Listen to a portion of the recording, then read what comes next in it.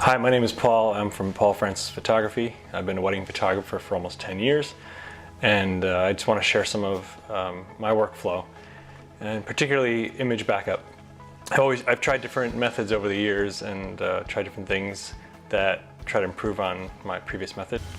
My first backup device was something called a color space drive, which worked pretty well. It was portable, it worked off a battery, but it could only do one card at a time, and it had some limitations.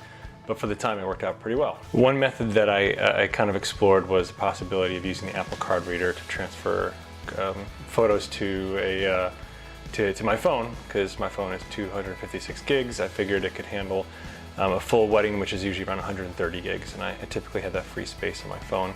So I set out to buy the card reader, and I bought the USB3 version. And in all my searches to try to find out how fast the card reader actually transferred all those photos, I couldn't find any specific numbers. It just said USB 3 speeds, USB 3 speeds. It's faster than the original one, which is USB 2. So I decided to do some tests myself, and I took a UHS 2 card, filled it up with a bunch of pictures from a wedding, and I transferred them. I used my iPad Pro 10.5 and I used my iPhone 10 256 gig phone, and I timed the transfers with a set amount of data that I could actually figure out how fast they transfer. And I did multiple transfers, and just to make sure there was some consistency. And this video is showing my findings.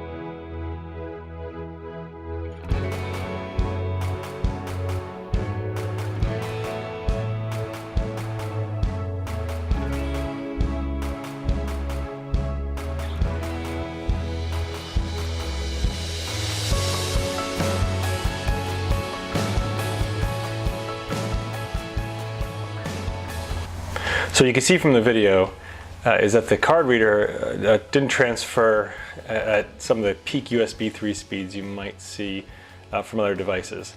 It was a fairly decent speed for a few files, but if you're trying to transfer a larger number, it's going to take a while. So there's some pros and cons to the system. The pros is that you're able to use a device you already own to back up your photos. When you're connected to Wi-Fi, you can upload all those photos very simply and easily and automatically using iCloud, Google, Amazon Photos, any kind of a backup system that cloud service that you might use. The card reader itself is fairly small. It's a little bit more pricey than I think it should be, but that's an Apple device for you. It also makes it really easy just to post to social media from your phone. Since the picture's already on there, you don't need to transfer it from your computer. So I like those aspects of using the card reader to your device.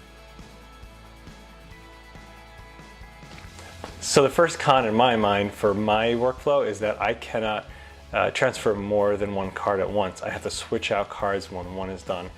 That doesn't work for my particular workflow. When I'm coming home from a wedding, I don't want to have to stop and switch cards. It's not safe. My ideal method would be to get in the car, take all my memory cards from my second shooter and myself, which is usually about 3 or 4, plug them into a card reader, hit transfer, let it run while I'm driving. When I get home, I take that device and whatever it may be, whether it's a laptop or something, and just let it connect to a Wi-Fi and transfer pictures and upload them and back them up. So using a phone or an iPad, it limits me to just one card at a time. So it's not ideal for my workflow.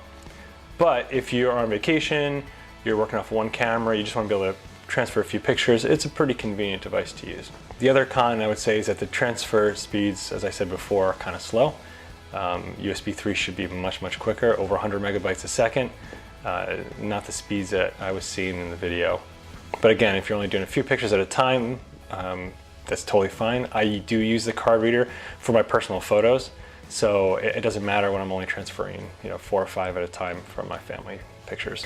Another con would be that you have to use your charging port for the card reader. So if you need to transfer a lot of data and you don't have a full charge in your battery, the potential is that your phone could die mid-transfer, and then I'm not really sure exactly what would happen, but I would assume that you would have to try to transfer them again. You might have some corrupt files in the process. So to me, again, there's a limitation there if you're trying to transfer a large amount of data like video. So the cons of using an Apple product like an iPhone or an iPad is that there's limitations on how much storage you might be able to have. If you need to back up lots of information, you need a phone or an iPad with lots of storage, and that's going to cost a lot of money. So for a lot of people, that may not be a great solution. Plus, when you fill up that storage, you have to move it off it onto your computer, and that's going to be kind of another slow transfer process too. So you have a slow transfer onto your phone, your iPad, and then you have a slow transfer onto your computer. To me, that doesn't make a lot of sense, again, for large amounts of data. For me, backing up my family pictures, it works great. I like knowing that all my photos are getting backed up to the cloud after they're transferred to my phone, and I have them on my phone if I want to post them or share them with family. So I think the card reader is a great device. I think it has its purpose and use in certain situations. When it comes to backing up jobs for photographers, I don't really see it as the ideal solution. So I have a few other products I've tried out, and I'm going to be doing some additional videos on that. I recently, or a few months ago, kicked in on a Kickstarter project that I'm super excited to try out. It keeps getting delayed, as is normal for Kickstarter projects. So I'm hoping it comes in the next couple weeks, and then I'll have a few of these videos up before that happens, so you have a frame of reference. And in my mind, that device seems to be the ideal product, and I'll talk more about that maybe in an upcoming video. So thanks for watching. Subscribe if you want to see more of these videos in the future, and I'm hoping that this will be a great resource for people who are trying to find more detailed information about products that are just kind of throwing up specs that are not very helpful. So yeah, thanks for watching. I like the idea of being able to plug in a bunch of cards to a USB hub on one single device. Notifications. So as I said before, I like the card reader. I'm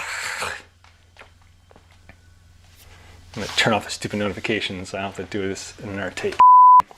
Pictures and video off of it after every time I back up. Voices. People. So loud. I thought it'd be quieter doing it here at the office than at home with my 4 kids running around, but I guess I have to wait a minute.